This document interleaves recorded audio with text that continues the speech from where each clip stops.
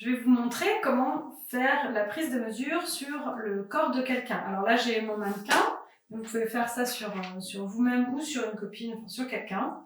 Donc il vous faut un mètre ruban et on va prendre 3 mesures. On va prendre le tour de poitrine, le tour de taille et le tour de bassin. Alors le tour de poitrine, c'est le tour le plus fort du haut du corps. Le corps est divisé en deux. Ici, la taille, c'est son tour le plus petit. On pourrait donc diviser le corps en deux, le haut du corps à partir de la taille et le bas du corps, toujours à partir de la taille. La poitrine, c'est le plus fort tour du haut du corps de la femme et le bassin, c'est le tour le plus fort du bas du corps de la femme. Alors, pour prendre les mesures, il faut donc un mètre ruban. Il faut passer par les extrémités, donc par les points de poitrine. Et surtout, il faut se tenir parallèle au sol. Voilà, parallèle au sol. Ce qu'il ne faut pas faire, c'est descendre. Alors, même moi, j'y arrive pas. Ce qu'il faut éviter, c'est de descendre comme ça et d'avoir le mètre ruban qui part un peu, qui part en bas. Donc se mettre bien parallèle. Et puis, ici, lire le résultat sur le mètre ruban. Alors on le fait en sous-vêtements, on ne le fait pas habillé, on le fait en sous-vêtements ou nu, mais pas avec des vêtements.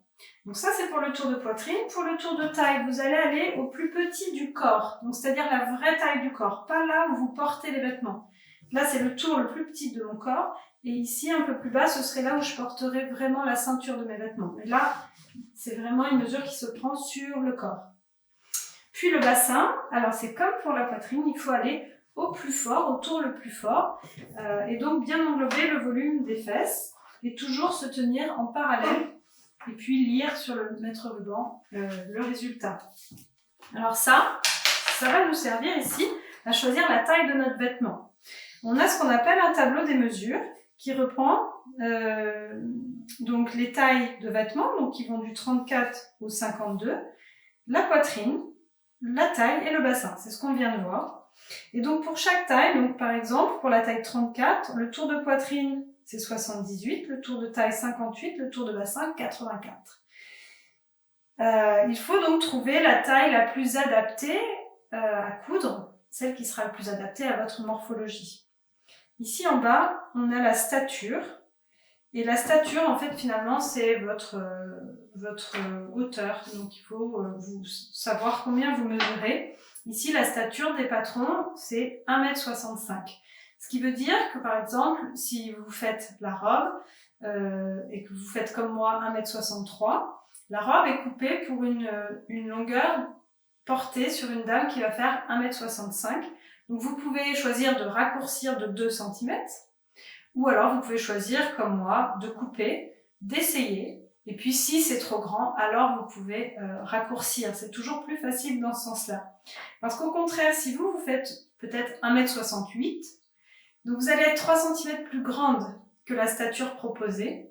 Donc, dans ce cas-là, vous avez deux choix. Soit vous faites ce qu'on appelle une toile, c'est-à-dire un vêtement un peu... Vous allez coudre la forme du vêtement un peu, juste pour vérifier. Bon, pas pour rien, mais voilà, pour vérifier que ça vous va bien.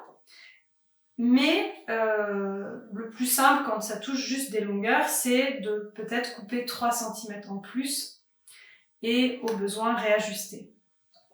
Voilà, il faut toujours garder en tête qu'il vaut mieux avoir plus long et pouvoir raccourcir par la suite que couper déjà trop court au départ. Maintenant, comment choisir, en fonction de vos mesures, ici, comment choisir la taille la plus adaptée? Eh bien, ça va dépendre de chaque vêtement. Ici, on a une robe plutôt ajustée sur le corps et avec un grand volume, il y a des fronces, donc un grand volume sur le bas. Donc en fait, le bassin, les fesses vont toujours rentrer dans notre vêtement, la taille a priori aussi, mais la poitrine peut-être pas. Donc vous allez choisir en fonction de votre poitrine. Donc admettons, ici, vous faites un tour de poitrine de 90, vous tombez pile dans la taille 40. Maintenant, si vous faites un peu plus ou un peu moins et que vous vous trouvez entre deux tailles, eh bien, c'est à vous de choisir. Donc, si vous êtes pile entre deux tailles, ou voire proche de la taille du dessus, je vous conseille de prendre la taille au-dessus, parce qu'il vaut mieux, encore une fois, être à l'aise que d'être trop cintré. Mais si vous êtes légèrement en dessous, c'est-à-dire par exemple vous avez un tour de poitrine de 88 ou 89, dans ce cas-là, voilà, peut-être prendre la même taille, la taille 40 et non pas aller vers le 38. Ça, au fur et à mesure, vous allez mieux comprendre et mieux appréhender les tableaux des mesures. Sachez qu'il faut toujours avoir de l'aisance dans un vêtement pour pouvoir le porter et le porter confortablement. Il vaut mieux choisir une taille un peu au-dessus qu'une taille trop petite. Voilà pour les conseils que j'ai à vous donner pour la prise de mesure.